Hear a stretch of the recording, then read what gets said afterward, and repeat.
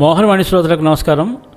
ఈరోజు మూడవ షాట్లో ఏ దిక్కున కూర్చుని భోజనం చేయాలి, చేస్తే వాటి ఫలితాలు ఏంటో ఈ ఆడియోలో విందాం.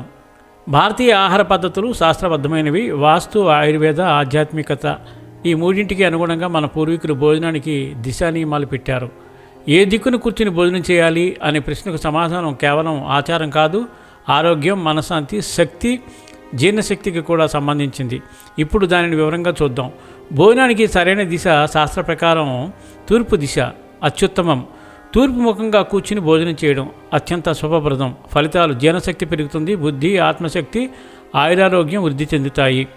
ఆహారము సత్వగుణం పొందుతుంది, అంటే శాంతి, స్పష్టత ఇస్తుంది.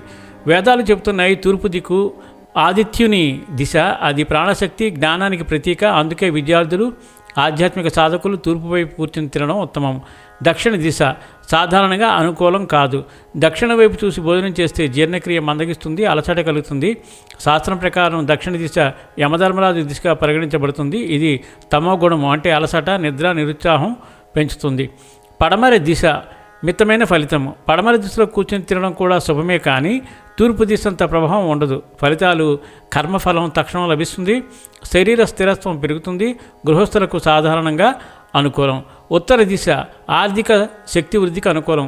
ఉత్తరం వైపు కూర్చుని తినడం వల్ల ధనయోగం, బలం, ఉత్సాహం పెరుగుతాయి. ఈ దిశ కుబేరుడి దిశగా పరిగణించబడుతుంది. వ్యాపారులు, ఉద్యోగులు, శ్రమజీవులు ఉత్తరం వైపు తినడం మేలని నమ్మకం ఉంది.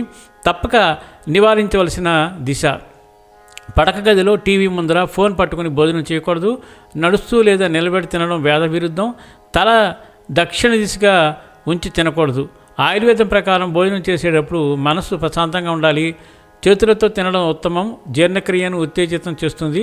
తూర్పు లేదా ఉత్తర దిశలు ప్రాణశక్తిని సక్రమంగా ప్రవహింపజేస్తాయి. తూర్పున ముఖం పెట్టి శాంతిగా తినడం శరీరానికి ఆహారం, మనసుకు ఆనందం, ఆత్మకు సాత్విక శక్తి ఇస్తుంది. ఇది చాలామందికి తెలుసో తెలియకో ఇష్టానుసారంగా కూర్చుని భోజనాలు చేస్తూ ఉంటారు.